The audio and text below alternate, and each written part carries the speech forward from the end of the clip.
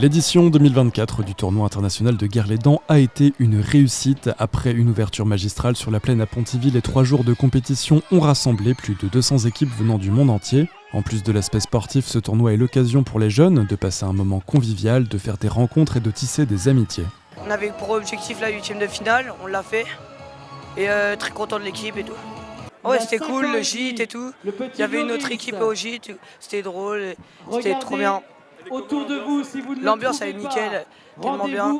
Pour les clubs venus de l'étranger, le tournoi international de Guerlédan leur permet de découvrir la France et de ramener chez soi plein de souvenirs. On recherche le niveau de compétition et puis voyager et profiter un petit peu de la culture et puis de la gastronomie.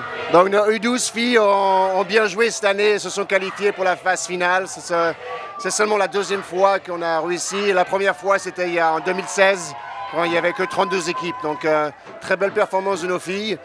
Et étant de U12 et pas U13, donc très très content de ce qu'ils ont fait ce week-end. Du 7 au 9 juin, l'enchaînement des matchs a mis l'entraînement des équipes U12 et U13 à l'épreuve. Les matchs de finale se sont joués le dimanche 9 juin sur le stade du Faubourg de Verdun à Pontivy avec une météo idéale. Et la phase finale, c'est 32 équipes. Ces 32 équipes disputent le privilège d'abord de jouer ici, c'est-à-dire dès 11h30 le dimanche. Et puis on verra bien ce que le sport va nous donner comme vérité du terrain. Et on a déjà des oppositions terribles. Pour la 2e fois, Margot Lemuel, joueuse professionnelle du Paris FC, a été la marraine du tournoi international de Guerlédan. Il y a quelques années, elle était elle-même à la place de tous ces jeunes qui rêvent de faire un jour du football leur métier. C'est un honneur de pouvoir être marraine une 2e fois de ce tournoi parce que comme je dis c'est un tournoi de rêve et on veut le gagner quand on est petit. Donc pouvoir représenter encore ce tournoi, je suis fière d'être marraine de ce tournoi.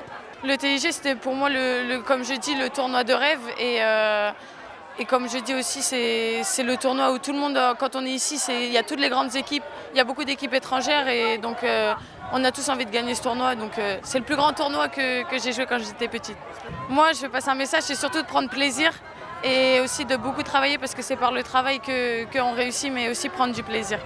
Ce sont plusieurs milliers de personnes qui sont venues encourager les équipes pour la finale. Les parachutistes ont amené les ballons du dernier match par les airs comme c'est la coutume au TIG pour le plaisir des petits et des grands. Chez les filles, c'est Bruges qui s'est imposé face à Dijon après un match technique qui a ravi le public. Chez les garçons, le Porto FC a remporté la victoire au tir au but après une rencontre serrée et parfois tendue.